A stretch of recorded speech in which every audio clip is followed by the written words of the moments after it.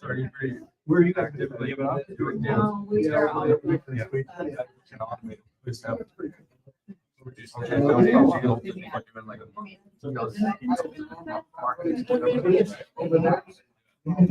Yeah. It's nice to have better. Nice at the same time. Days are like, you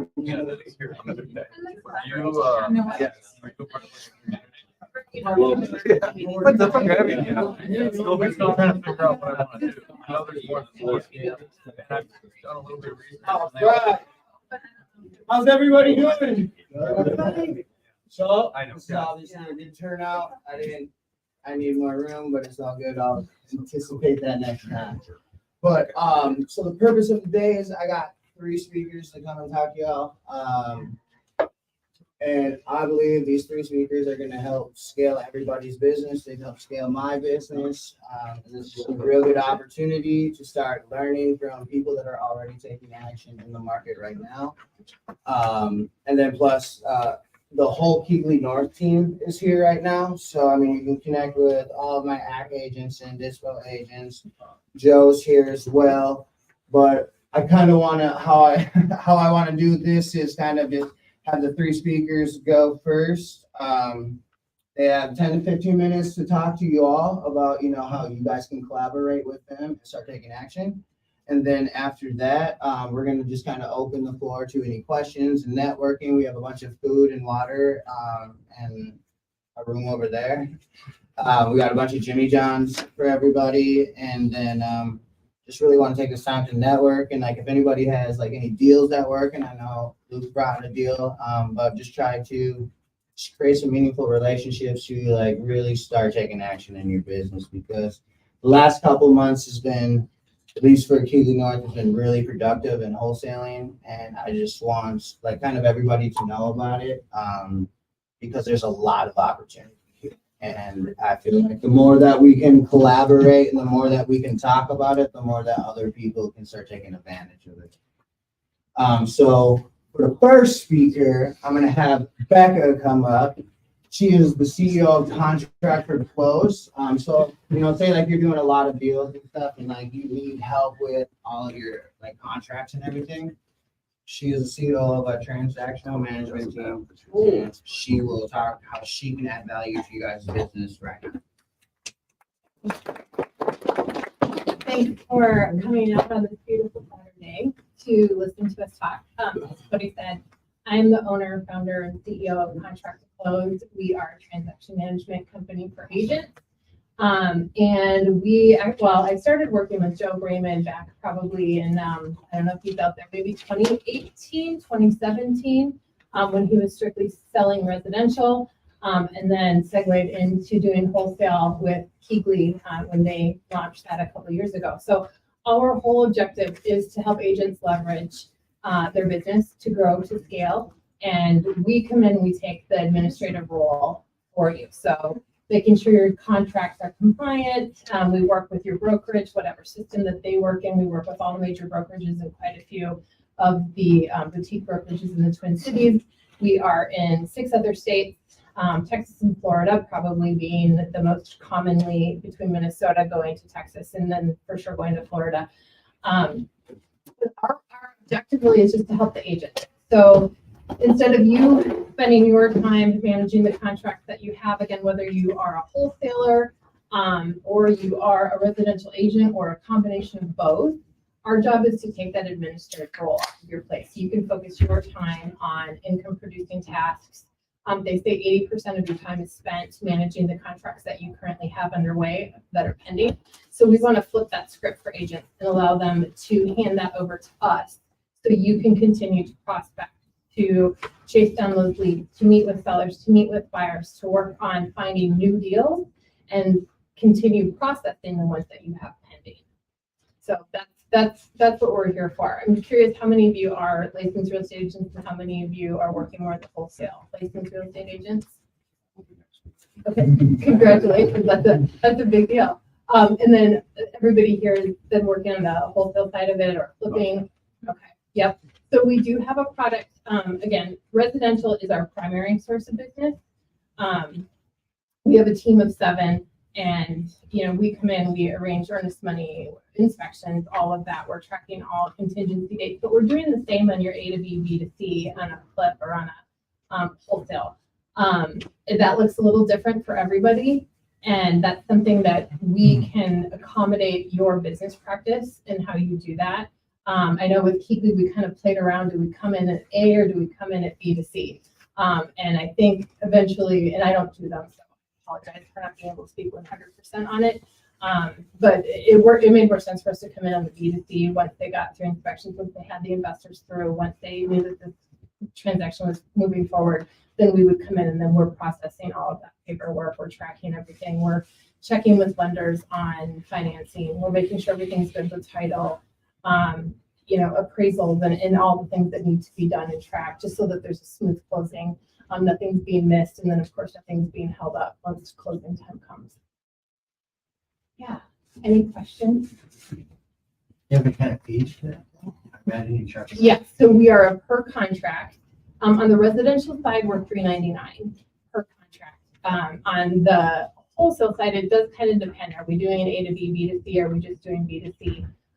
It would be about the same if we're doing the whole thing. There's a little bit of a premium added in there.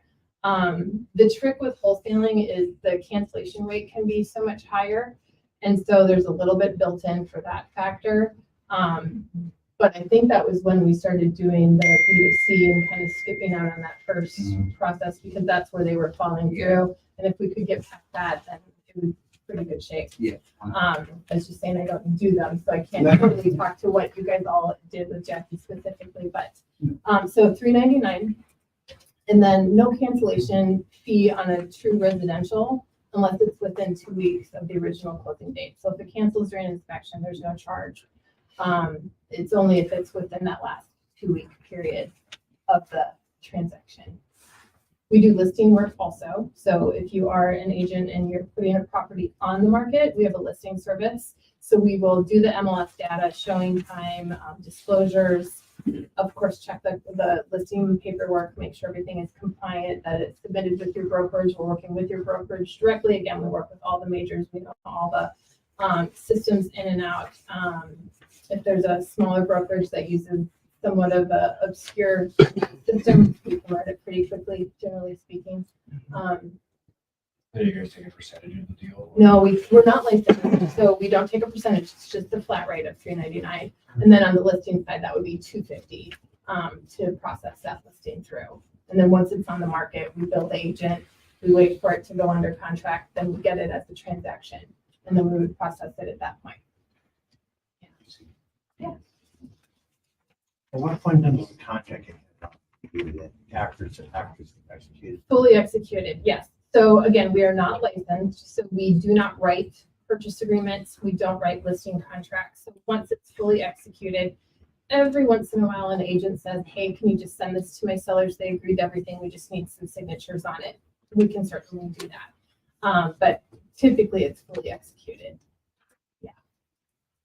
And we'll arrange for those inspections using your vendors. And again, we're in communication with title and all the parties to the transaction. I've seen application of ski, which is a core you might be on China too, but being at it's not something something I would do it without testing. Okay.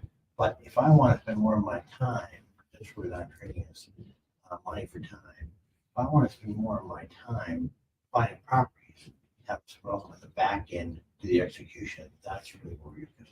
Correct. That's where we come in. So that's our whole objective, is to allow you to go back to those income producing tasks while we're managing the administrative tasks on your pending deals. Yeah, exactly. Yeah. I did bring some brochures and things. I'll just put them in the food room. Okay.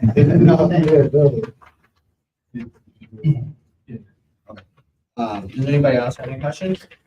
Do you understand what you're saying? The benefits of using? And so later, after all the speakers, we can like, chit chat and ask any specific questions if you guys have them on your mind as well, if they pop up. That's our academics, you said there's a different rate for commercial. We don't do commercial, Just- just residential, and then we do have the wholesale. Yeah. But no Is that be the future thing, or you just take that? We'll probably never do commercial. We dabbled in it for a little bit, and honestly, it was too hard to get a structure in place because they're so different. And the attorneys really kind of throw a little bit of a wrench into it. They want to maintain so much of it. So commercial is not something I plan to never say never, but probably won't. Any other questions? All right. So next up, we have Scott. He's gonna come up and talk about hard money lending or creative money lending. So if anybody's like already doing projects or need to talk to somebody for finances, Scott is your guy. So I'm gonna leave the floor to Scott and tune in. This is a good one. Thank you. So my name is Scott Anderson. I have focused the last 5 years, longer and broad real estate career in creative financing. A lot of people say hard money financing. I like to say private money financing, but it's hard money, which I'm sure most of you have dealt with. How many in here have been in a transaction that's used hard money or finance with hard money before? Yeah, so a couple of things I wanted to touch on is differences between traditional consumer financing, which is people purchasing their single family primary residence, and then private money financing, which is actually commercial lending. So it's regulated in quite a bit of a different way. Consumer lending is, highly regulated, very controlled by statutory regulations. Those of you that are licensed understand that.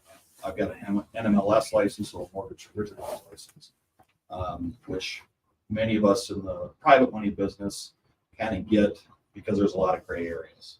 And it may not necessarily have arguments and hire attorneys to go through this, but it may or not be necessary, but a lot of us have. So where does hard money come from?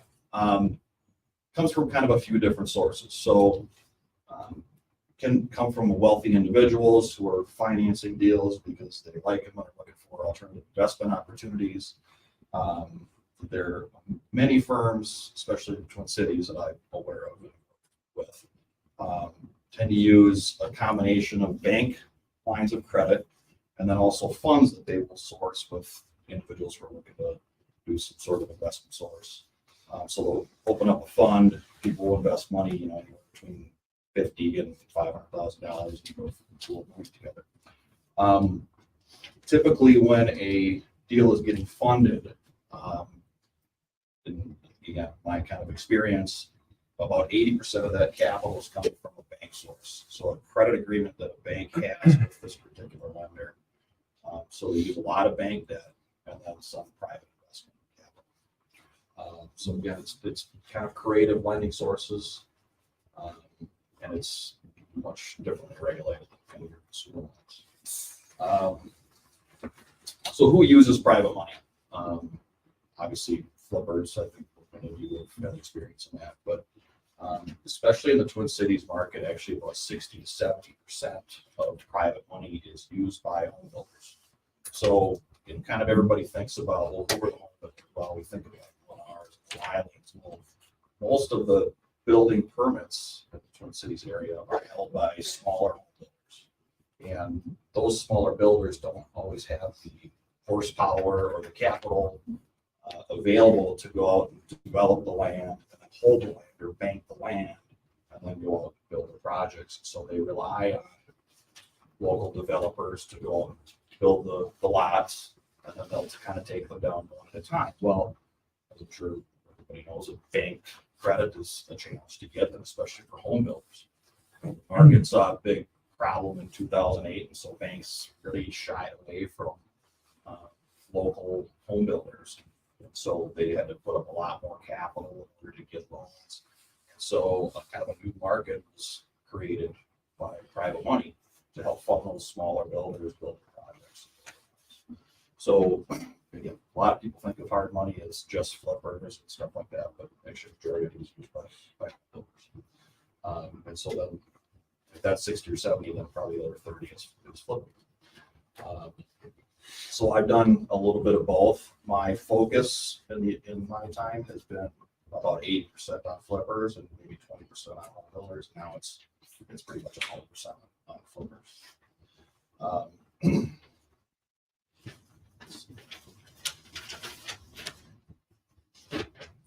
So how do private money lenders look at a deal? What do I look at? Well, since it is not regulated like consumer loans are, which are, again, very check the box, there's a hard process, there's a timeline.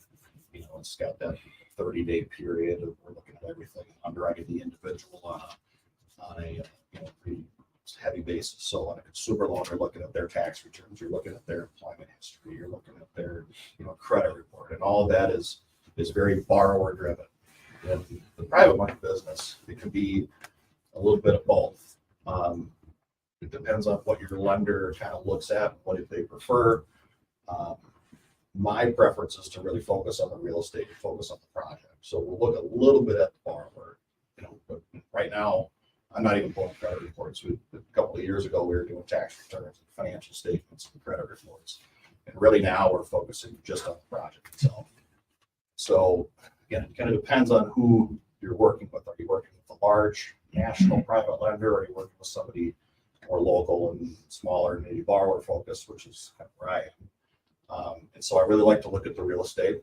I look at the project, and I've got enough experience where I can basically look at pictures, and someone will submit, okay, well, I think I can get the project for this. This is the purchase price. I think I can spend this on the rehab, and this is the ARV, the after repair value. And then you look at some pictures and say, okay, well, I can usually tell pretty quickly, well, there's no way you're getting this done for 50 grand. I'm not interested at all. Or maybe, okay, well, we've got a track record. Let's look at it. Let's, how quickly do you have to? And so it can be a little bit different. Some of the national big lenders will, and if you guys all know, it's speed in this business. Speed is the difference maker. So if you can move fast, make a decision quickly, that's where you can really differentiate. And we were talking about scaling today. That's where you can scale. So it's all about the speed. Some of the larger lenders they'll promise 110% financing and no monthly interest payments, and you'll never have to spend a dime of your own money. Well, they're going to look at you like a bank. They're going to look at your credit score. They're going to look at your tax returns. They're going to look at all this. And then everybody is risk averse, right? Like, nobody wants to take on all the risk. So they're going to lay off some of it somewhere. If it's not going to be on the real estate, it's going to be on you personally. So it's, again, it's a preference in the lender. How do they look at it? How do they operate? What are their capabilities administratively to handle the deal? My focus and what has been fun for me, I started off in commercial mortgage banking in my career, and I went and worked for a commercial developer for almost 10 years. And then I kind of pivoted to residential real estate about 5 years ago. For me, what's been really fun is working with people and problem solving and understanding a project and kind of doing that consultant thing. And so looking at the borrower as a person who's got capability to get the project done and knowing that they can do that, that's kind of the fun thing. So real estate and capability is kind of fun. So yeah, I think that's kind of it. Yeah, Sure. question. Sorry. Oh, yeah. For it. Oh, right. What is your loan? So it varies. It's real estate, right? So the answer is depends. So kind of the sweet spot is, I love anything under 70, but 70 to 75 is kind of okay. Again, it depends on the project. It depends on the individual. If I haven't worked with them before, my investor isn't comfortable, then it could be less. One thing so my primary source of capital right now is a guy from Tucson, Arizona, and he kind of created the market there about 15 years ago. And it's kind of the only game in town. It's done very well for itself in a bunch of different sectors of real estate. But with a tool that he has used down there, which we started to use here, is if we're starting to get to know a new borrower maybe they're pushing leverage, higher than we're comfortable with or he's comfortable with. We'll go and ask for a secondary piece of collateral. So if they've got a rental property they own, we won't use the primary residence because that's just, again, consumer lending gets muddy and we just don't like it. But we can use a secondary piece of collateral. Put a second lien on a rental property that they might own some equity in it.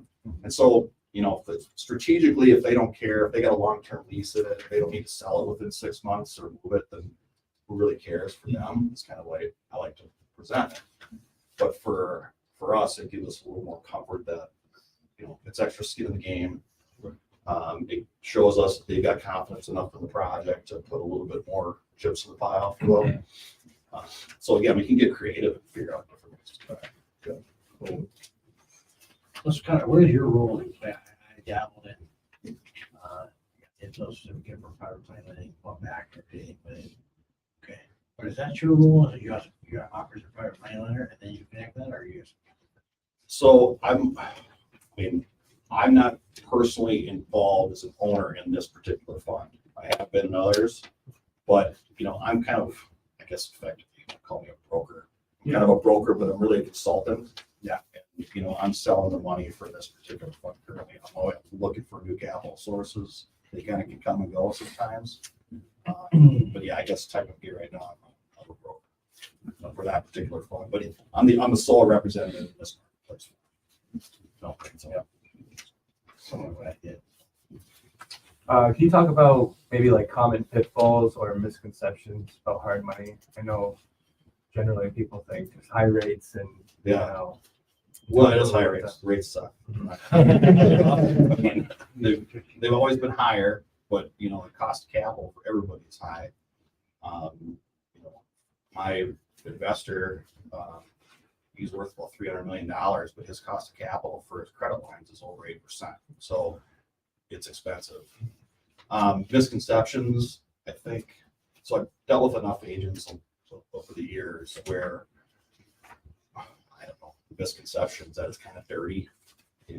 It's the high rates kind of, some people will think that it's a little predatory, and there's certainly some people out there that like that I've seen them, and the people who've been involved in deals where they'll say, well, I'll give you the rest of the cash you need, but he charges 16%, and they kind of create a structure where they almost force the project to fail by punitive lending structure. And so they like to get the foreclosure going and kind of get their money back that way. I've seen it happen. It's good. But another, it's a misconception, but it's from a seller standpoint or a seller's agent standpoint that they don't understand. Well, there's they'll put a flip deal on the market. Well, we're not cash, but we're not debt traditionally. So I don't need an appraisal. I can close in 10 days or less. I'll close a deal in 3 days before. So it's if people will say, well, I got a lender on it. Well, it's not a traditional lender. You can close in 3 days. I don't need to jump through all the traditional hoops, right? So maybe walk through the process. Like, if somebody's got a deal, they call you. Like, how does that work? yeah. So my typical process is my clients will say, hey, Scott, I got a deal, and here's the address, here's the purchase price. They may or may not have it under contract already. I certainly have clients who we don't really even talk about a loan structure anymore. They just get a deal under contract and send it to me, and here we go. But it's purchase price, rehab estimate with as detailed as a budget you can get. You may or may not even be able to walk through it, but a rehab cost and what your estimated ARV is. If you can supply comp or do that helps too. But usually I can get an answer to you of, am I interested in it, or do I have some feedback for you? But I think your numbers are way off, or I think you're close here. Let's take the next step. So traditionally it's pretty easy. An email with as much I love as much detail as you can get, but kind of those 4 things. Can there be like multiple buyers? Yeah, there's certainly partnerships. So that's one thing is we as a commercial lender, we will not lend to an individual. You could have an LLC. I would encourage anybody with any investment property to set up an LLC, and even a single asset LLC. Like own every property you own, with a different LLC. So, yeah, certainly partnerships. My family's like, my cousins and I, we want to start, creating, fixing foot and getting hard money that way. Yep. That'd be like, Yep. Set up an LLC with your cousin or whoever it is. And start. What if they're not LLC? So like, I have an LLC just for me and my wholesale business, but I Yep. want to take out you give the 70%, and then I get someone else to put in 30 as a down payment. Yeah, and I mean, you could set up your LLC with your, with where your org docs spell out who owns what percentage of the company.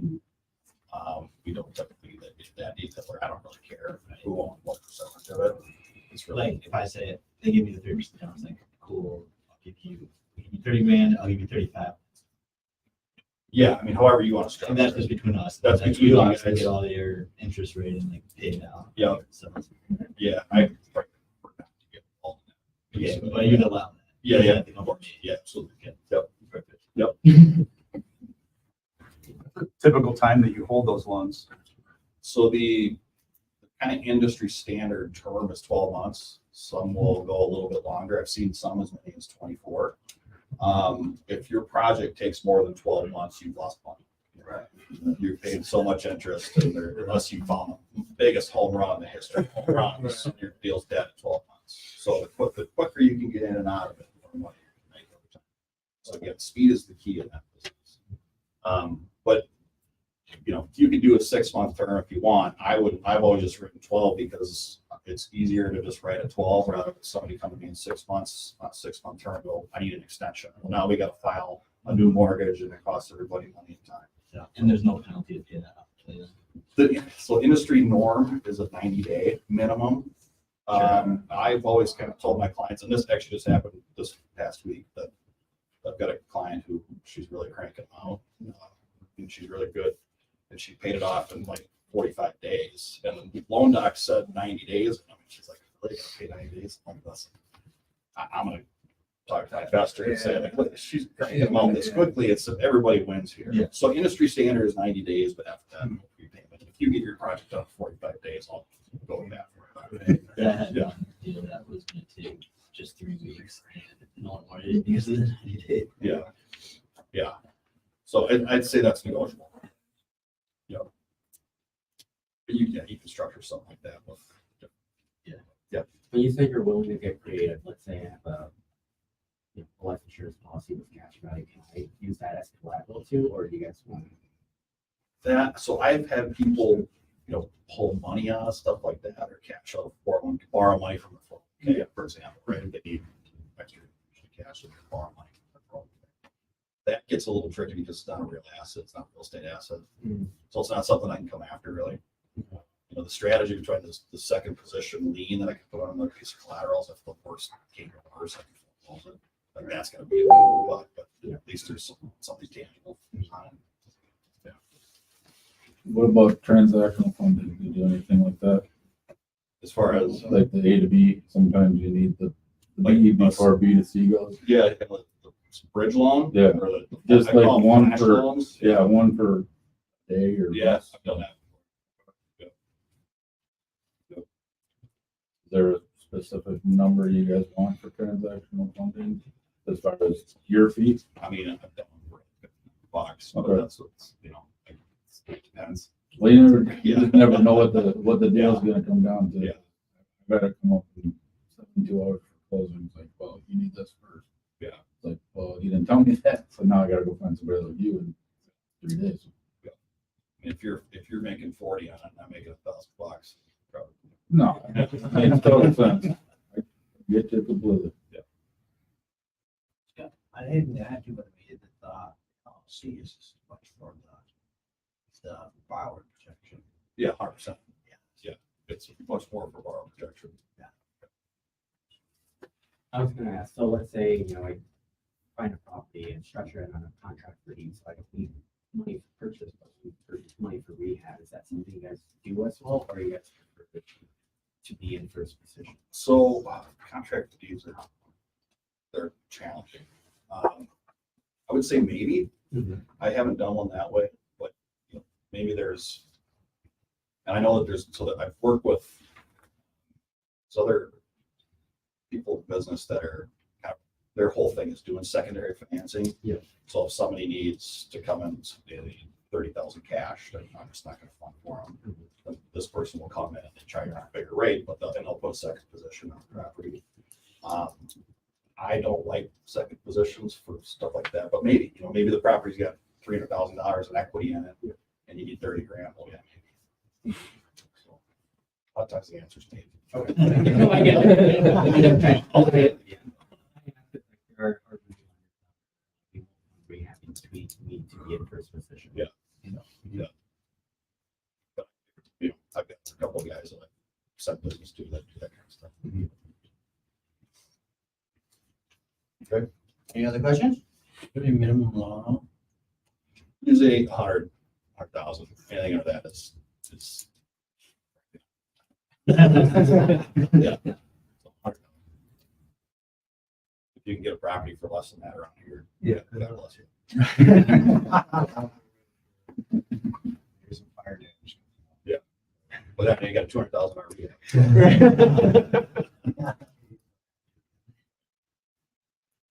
All right, cool. Thank you. Thank you, Scott. Yeah. All right, so the last speaker that we got is Tyler Santos. He's gonna drop a lot of knowledge about creative finance, subject to contract for deed, all of it. So listen up, he's got it all. Hey guys, I'm Tyler Santos. I'm a real estate agent with Realty Works. We're a three-man team. I work with John Anderson and Tyler Brickle. If you don't know them or don't follow them on social media, they're great guys. We've been working together for about 4 years now. We do everything, right? So I work with traditional buyers and sellers on the retail side of things, and then John, Tyler, and I do a lot of creative, buying as well. We own about 25 rental properties right now. We sold a couple off, so we had about 30. We're going to sell a couple duplexes here. But generally, we don't get too much into flipping. We're looking to do buy and holds. We're looking to do, if there's a light rehab that needs to be done to turn it into a rental property, we're all about that. Someday we might get into flipping, just kind of not there right now. The other thing we do, we have a branch of our company, a separate company, but that we do together. It's called In-House. It's a contract for deed option. Cool thing about that is, and the reason this came about is we had a property that we were selling. The buyer that came along was a guy offering contract for deed financing to just consumers out there, right? There's a lot of people that self-employed or maybe, for whatever reason, just aren't bankable and can't get a loan, but they have money and they're willing to, they're really looking to get into a home. So we spent about 6 to 9 months coming up with this strategy and structuring things. And what we were able to do is offer, retail buyers a way to get into a property through a contract for deed financing. So what would happen is it would be an A to D transaction where we would purchase the home utilizing a loan through a vendor that we have, 20% down, and then we would turn around the next day and sell it to this person on a contract for deed. We have, we're arbitraging the interest rate a little bit, so there's a little bit of a monthly spread there. And then there's a 7% acquisitions fee too, so we're making money on the back end as well. So money now, money in the middle, and then money at the end. And we were surprised at how successful. I mean, not surprised. We made it for a reason, right? Came up with it, but it took off, and we bought a lot of properties that way. We now have some people that are starting to cash out and refinance the home into their name. So that's going well. I was going to talk specifically about that, but I have a presentation I would go over with you guys if I had more time. So if anyone wants more information on what we do with the contract for deed specifically, let me know. I'll give you guys a card. We can set up time to, maybe go over it in more detail. But just, on the creative side of things, I think if you're not doing creative finance in this market today, then you're missing out on a lot of money. When I first got into this industry, I was attracted to wholesaling, right? And I thought that was what I was going to do. And that's what I did do. But I quickly found out that, there's a lot of times you got a seller, they want to sell, but it's not a wholesale deal, right? It's a retail deal, or it's a creative deal or a hybrid or some, combination of the strategies. And so, as an agent, as someone who knows creative finance, as someone who has, a Keeply at my side that I can dispo a deal real quick, like I like going into a seller appointment and actually just being able to listen to what they're saying to me. Because very quickly, I ask a few questions, and based on their answers, I can usually determine pretty quickly, A, B, or C is going to be their best. Right? You don't have to go into an appointment, trying to fit a square peg into a round hole. You can really just listen, which is what we're taught to do as acquisitions people, right? Listen more than we talk, and that allows for that. Trying to think of what else. If anybody, I love talking real estate. I'm here mainly to network. I was super humbled to even be able to speak at this. I've been in the industry for about 4 years, but it hasn't been rainbows and butterflies. And this industry is a grind, right? There's months where I'm like, should I get into something else? And so I was super it's funny because when Cody asked me to speak, I had been like going through a rough patch of just like the grind was wearing me out, and I'm like, I'm gonna make more of an effort here to get my name out there and start, and then Cody messages me out of the blue and asks me to speak. I'm like, that's crazy. So I'm not usually comfortable speaking like this. I'm more like a private guy. So, you got to get uncomfortable and do the things you don't want to do, whether it's talking to sellers or talking in front of a group of people. So, but like I was saying, I'm here to meet you guys and learn. I don't know everything. I know enough to be dangerous and we've had some success, but there's a lot I don't know that I could learn from you guys. So I'm happy to answer any questions. I'm happy to meet, you for coffee, lunch, whatever it is. If you have a deal that you don't know what to do with or what the best dispo strategy might be, or if you have a deal you want to sell and you think I might be a buyer for it, I'd love to, go over it with you. So anything I can do to help, let me know. I'll give you guys my card. And looking forward to meeting some of you. If you have any questions, I'm here to answer. Good. All right. Anybody guys have questions? I know you have a deal.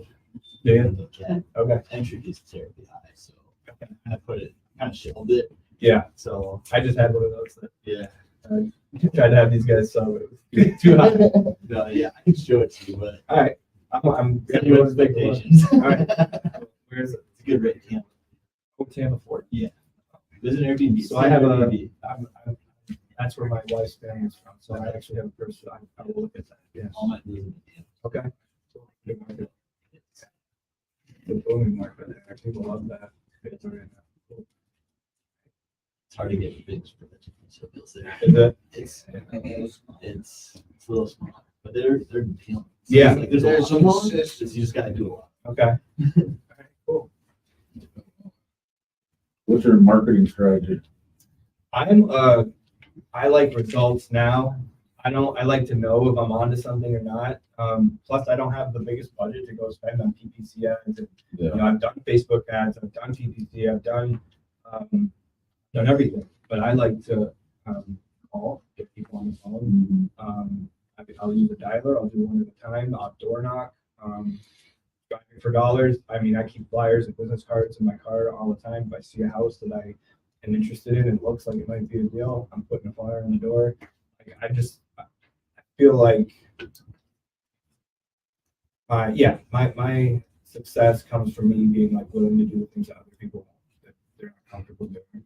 Well, I like the door. Yeah. A lot of people don't want to do it. It's one-to-one, right? You can't call and hit the line dialer and get 200 people in an hour. You can't knock 300 people in an hour. So it's kind of have to pick and choose how you do it and be smart about it. But I like to know whether my efforts are paying off. I'm not instant gratification, I guess. When you do contract for leads, how are you tracking payments? Are you going to a servicing company? We are going into it. We're going to be using a servicing company. We've been doing that on our own, but yeah. But I would recommend servicing. Kind of cut out a lot of potential issues. Do you mind me asking who you're using? I'll have to get John, my partner John, was kind of spearheading finding the servicing company, so I'll find out who we're using, and if you want to, your contact info after, I'll let you know. Any other questions? All right, thank you guys. Appreciate it. All right, so now this rest of the time, we're just gonna really mingle. But real quick, how many here is a wholesaler? You can raise your hand if you're a wholesaler. So all these agents in here, you should look around who are all wholesalers, and all you wholesalers, look who's an agent, and go create a meaningful relationship, because like that's literally the objective of this meeting right here, is where we can start making relationships in this business to actually start scaling. I'll be honest, the reason why we started scaling here at Keighley North is honestly because, kind of like Tyler said, we took the time to create relationships and talk on the phone and really get to know these agents, and they got to know us. And then through that, I mean, the business started to really scale. And like in this market, like there's so much opportunity. I mean, you can be doing 10 to 15 deals, no problem. Like I promise that we're proof of concept. So like, I just want you guys to network with everybody. The whole Keighley North team is here. So like, if you guys have any questions, talk to anybody. But now, if you guys want to go over there, there's a lot of food and more water. But for the rest of the time, let's just talk, mingle, and we'll get out of here around 2-ish. Thank you. Yeah, thank you guys. Oh, you are?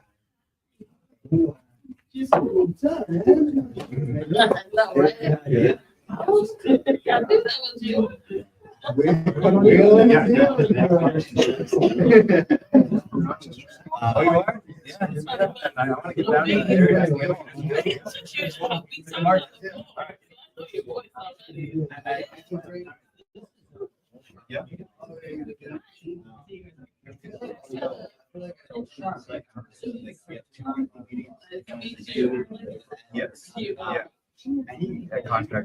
want to get down there. Yeah. Yes.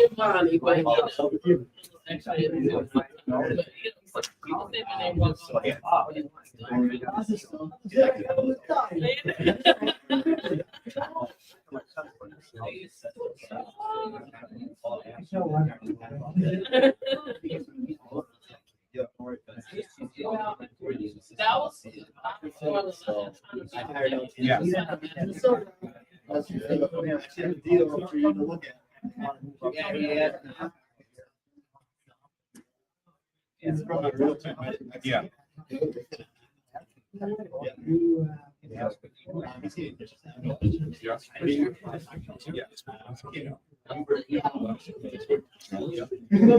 No, I'm not getting any more. Am I? Do they have a,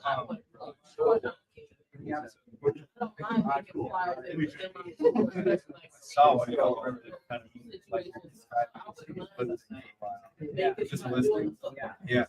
That might have been. Oh, no.